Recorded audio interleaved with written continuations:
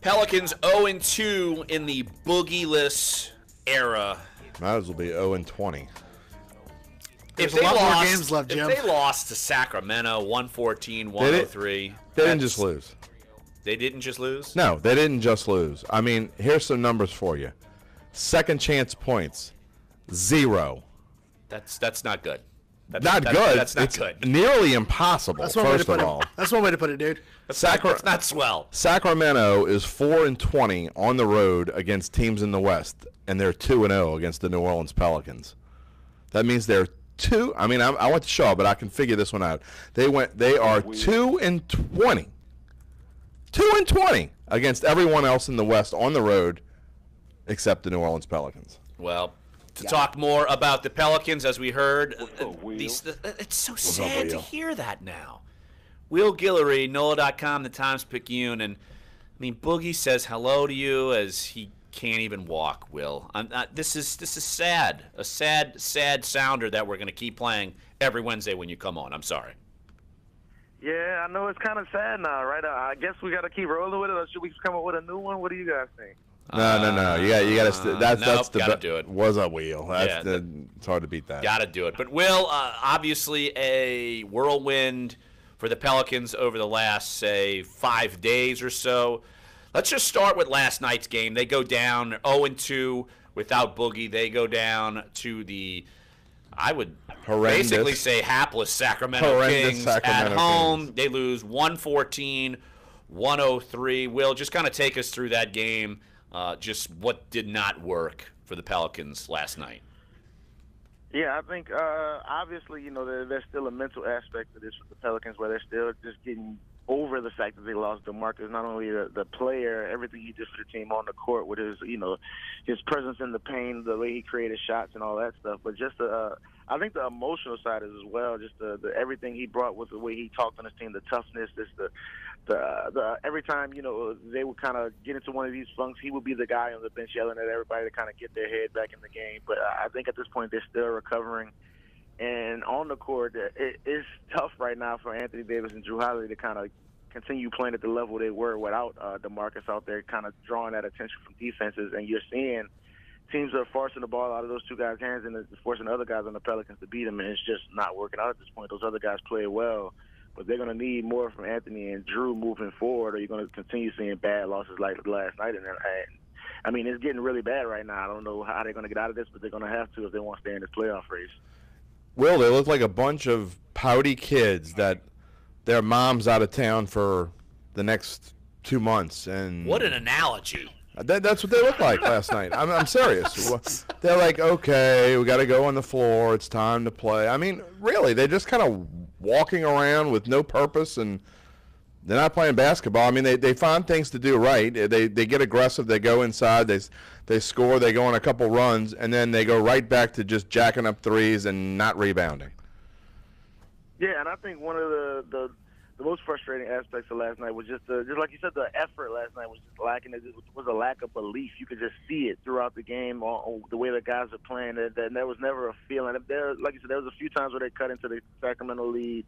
I think they cut it down to 1 in the fourth quarter. But there was never a sense that team really thought that they can win that game, or thought that they can really turn this thing around with DeMarcus. Obviously, there's a lot of season left. They still can do that at some point.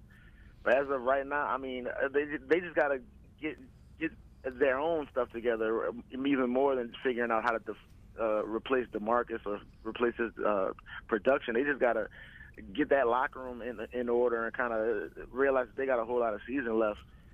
Because, I mean, you still got Anthony Davis, you still got Drew Holiday. Obviously, losing DeMarcus is big, but this team still has the pieces to beat the Kings at home. I mean, that's not too much to ask, right? No. Apparently it is, though, so that's going to be an issue. Will Guillory, NOLA.com, Times-Picayune, covers the Pelicans for us, does a great job. Look, Anthony Davis, 23, Drew Holiday had 21. Your other starters combined for 14 points. Ian Clark comes up with 20 points off the bench, 9 of 10, but you're not going to get that every game from Ian Clark, and you still lose by 11. And when you talk to the players, I know they're probably still a little bit shell-shocked, but do you even get a sense that they believe that they can overcome this, or are they just kind of saying they can and maybe they don't believe they can actually do this? Well, I mean, I think guys that usually say the right thing when media comes, especially after, with this DeMarcus thing hanging in the air, they all know the questions are coming about, how are you going to recover from DeMarcus? Is the season going downhill without DeMarcus? So I think they're all trying to say the right things right now. But, I mean, you see it on the court that these guys just aren't playing. You can watch that game against Houston before DeMarcus went down and watched that game last night. It looks like two completely different teams, the way they're fighting, the way they're playing together, the way they're talking on the court, they're moving around. This team has completely lost all of the confidence they built during that streak where they won 7 of the last 8.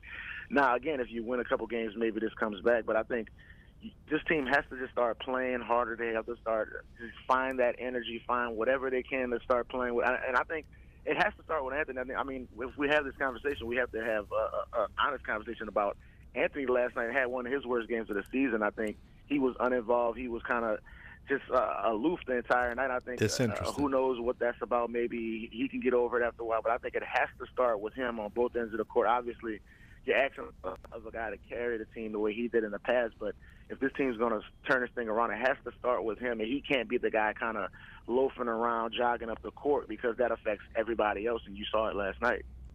Well, not only was yesterday a game day, but obviously it got really interesting before the game even started with talks of possibly trading Omar Sheik to the Bulls, that falling through. Damn. For a load of reasons. Can you give the listeners kind of a little bit of a quick overview of what happened yesterday, and then talk a little bit about why the trade fell through and if it could even possibly go through at some point before the trade deadline in 9 days? Yeah, the way the deal was originally reported, it was going to be Omer Ashik and a future first-round pick for Nikola Mirotic. Obviously, with DeMarcus going down, the Pelicans are looking to add some more front-court depth. Another guy that can kind of play alongside AD at the end of games. Mirotic is shown he can do a little bit of that, and he can also knock down shots from the perimeter, which is big for this team with that kind of spread up-tempo style they like to play with Alvin Gentry. They thought Mirotic would have been a perfect fit in that system. But the way his deal is set up, he has a team option for next year where it's $12.5 million. And his contract is set up where if a team doesn't pick up his team option, he has the option to veto the trade and not allow that trade to go through unless they pick up his team option. So, and the Pelicans want to bring Mirotic in, but they don't necessarily want to not lock in his contract for $12.5 next year because obviously you have the DeMarcus Cousins free agency looming over the franchise. This is a team that hasn't paid the luxury tax in the past, and you're looking at giving a big deal of DeMarcus Cousins. You don't want to have that $12.5 million also sitting on your books with another potential $20 million deal coming on your books with Anthony and Drew Holiday already making $20 million. So this is a team.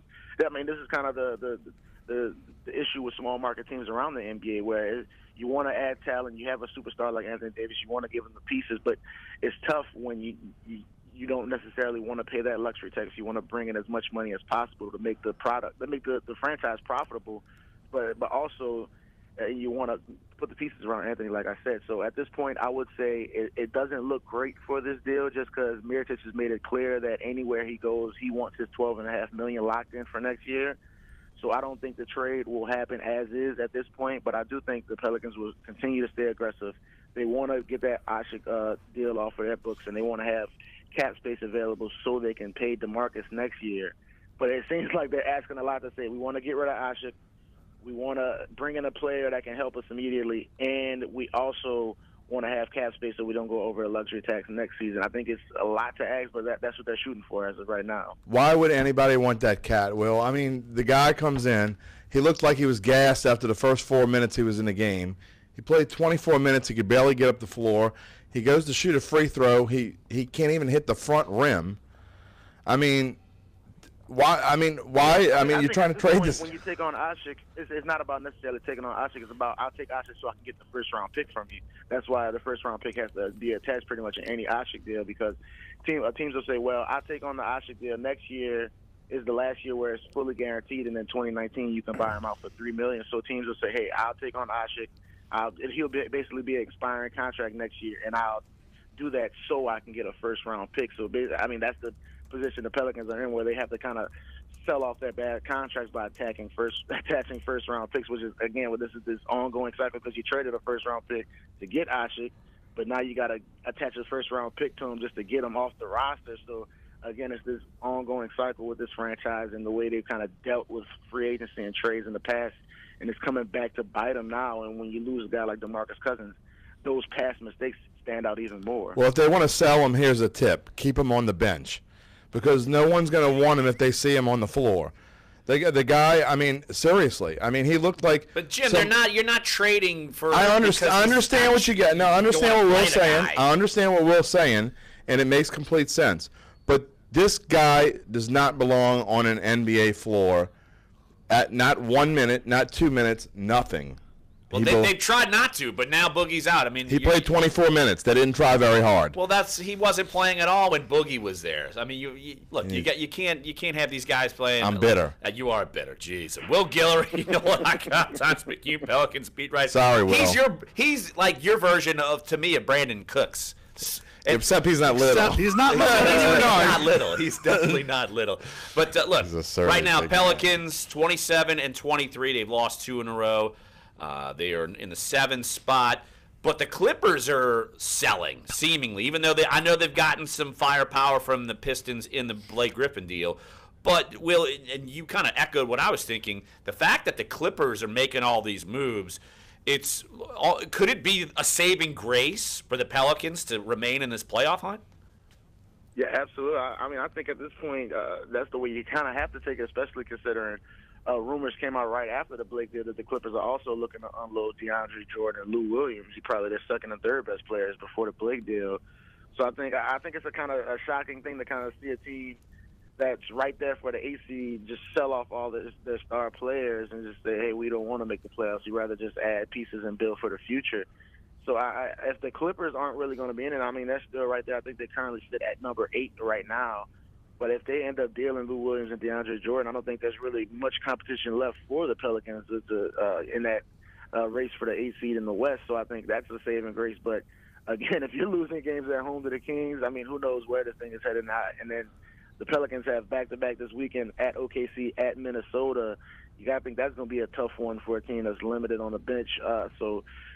They've got to start getting wins. They've got to start playing better, even if the Clippers sell off all their pieces. Because, I mean, as of right now, that definitely didn't look like a playoff team last night. And if Anthony Drew, those guys don't start picking up their play, I mean, it probably won't be a playoff team. Any chance they could trade us Doc Rivers? I think that might probably won't be a possibility. No, just asking. Fans out there that want to bring the Austin train back. I don't know about all that. Just asking. I'm not going to get you involved in the head coach talk because you have to cover him every day. So, but I'll say what I think when you're off the air. You're going to save it? Well, I don't want to mess up Will. You know, I don't want to make Will comment. I don't want to make Will comment on that. I appreciate it. There you go. All right, Will Guillory covers the Pelicans for NOLA.com, the Times-Picayune, staple on Wobble Wobble Wednesday. It's like we made it for Will. Straight up. So Will Wobble, of course, Wobble Will. Alliteration. I would imagine that he partakes in wobble culture. Why is that? Because I partake in wobble culture. I You've like been taking it. every culture. That's also accurate. I like Wobble Wobble Wednesday. So, but hey, Will, appreciate the great coverage. Keep your head above water because this thing, who knows where it's going to turn next. So appreciate the time, Will. Thanks, Hey, Will. I appreciate you guys, and we all love wobble culture. Absolutely. Of course. Especially on man. Wednesday. Of course. All right, that's Will Guillory, NOLA.com, the Times-Picayune. The Pelicans will be taking on OKC on Friday? Yep. Is that accurate? Okay, we'll see if they... Can't wait to come back and give Clyde more grief. They are going to probably lose that game. They're probably going to lose the Timberwolves. If they can't beat Sacramento... And here's the problem as we go to break. And I said this yesterday.